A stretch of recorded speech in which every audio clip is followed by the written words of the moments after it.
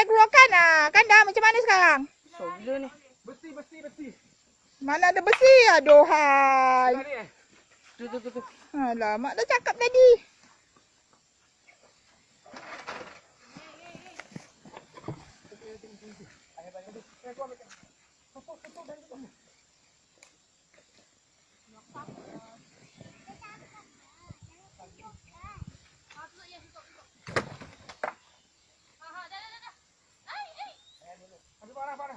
Parang kan?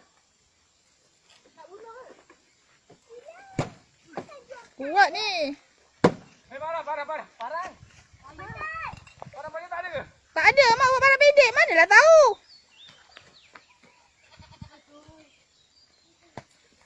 Ayah, kepala lah.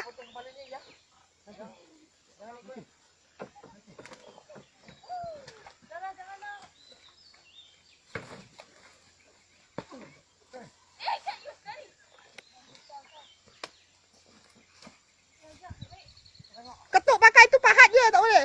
Boleh faham kan? Tu pahat. Badan dia terbuka dia. Terpotong.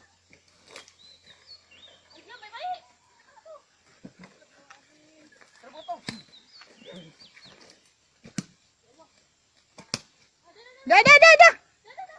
Dah ya, dah. Di dalam mak tu ya, dah. Buka, belah badannya. Keluarkan kambing.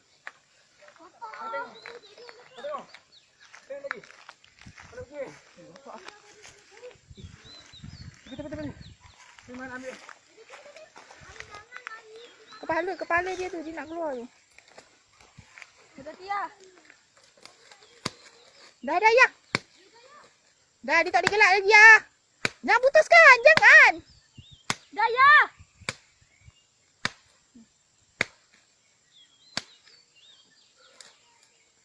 Dah tak lah. Habis nak belah ke apa? Tak lah. Gantung je. Aku tahu. Dah ya, janganlah usik lagi. Alah, biarlah. Patut tadi kat dalam biar je. Kalau mau datang dia biar. Mak. Aku tadi repot. Kalau tak nak masuk dah. Alah.